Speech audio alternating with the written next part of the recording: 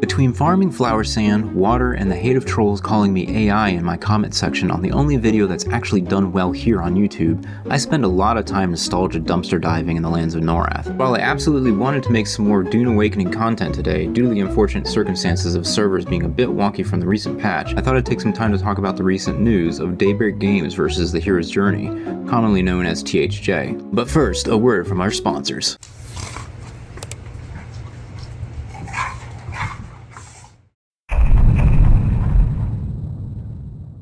For those of you not in the know, THJ is one of the latest private servers made by many contributing members of the EQMU community that painstakingly keeps the EverQuest community alive, unlike the corporate entity that resells and rebrands itself every 7 years to perpetuate the controversial subject of chrono farming for 60 box mage armies to make quarterly profits for a game in its quadricentennial. EQ community is comprised of some of the smartest and dedicated fans I've ever met, and I'm happy to call myself a member of this community. However, recently, Daybreak Games has thrown the book at THJ in a copyright lawsuit claiming THJ has infringed on EverQuest's intellectual property by copying game content, circumventing protections, and operating as a direct competitor, including but not limited to the use of EverQuest's clients, assets, and design systems without a license, violation of copyright and trademark rights, unfair competition and revenue loss due to THJ pulling members from Daybreak servers, and monetization through a donation-based system offering in-game perks.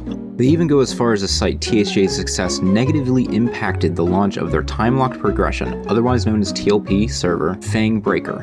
Let's analyze some of this real quick. The first two have been done many times over by other EQMU servers, including the long-lived Project 1999, which EverQuest has recognized and sanctioned in the past under the conditions that no profits are made by the server owners for running the servers. But Project 1999 has absolutely received donations of their own to keep their servers up and running. So the real issue here is out in the open.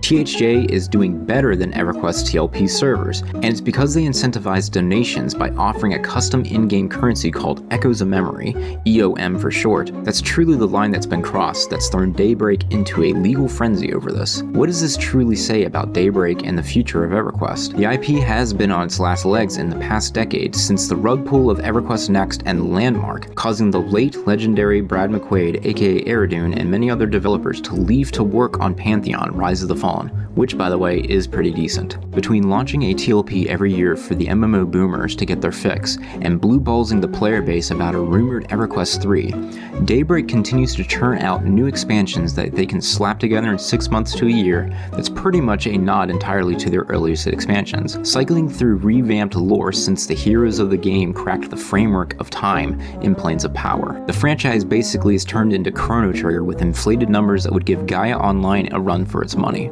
This lawsuit, in my opinion, is just one more PR nightmare in a series of PR nightmares that's going to further ostracize the community from playing the game they love so much. If more and more people are leaving the live servers of EverQuest to jump on THJ, it can only be that the fanbase is giving this timeless classic the TLC it's needed for so long, such as introducing a multi-classing system which truly unlocks the player's ability to overcome what is otherwise a grueling attempt to solo, which many players know is virtually impossible if not time-consuming, due to the imbalance of some classes' power in their original design. Yet hope remains. Daybreak could turn this fiasco into a win-win situation. THJ clearly has stepped on their toes with their innovation, and recently it's not unheard of that many studios have adopted their player community's ideas to bring a fresh look at their IPs, an example being both Bethesda and CD Projekt Red that encourage the modding community to bring their creative energy to their works, without mention that these two entities are much larger studios than Daybreak Games, and could absolutely not be that open-minded. In fact, this could reignite Daybreak Games' own player studio, a platform that allowed players to submit their creations to be added to the game officially. In my opinion, it's been 25 years. This timeless classic deserves to be open to its community. I think Daybreak should release the source code and open its doors to the EQMU and modding community that, let's face it, has been rocking out in Norath for free for over 2 decades. There are so many projects that have come together to keep the original game alive, and that's something I think should be commended, not squandered. I hope Daybreak extends the olive branch, because otherwise I fear this could truly kill the franchise, as nobody in their right mind would put money in the hands of an entity that does not care for its community. Anyway, I hope you enjoyed this video. Please like and subscribe, and if you have some thoughts of your own, share them in the comments. Until next time, folks.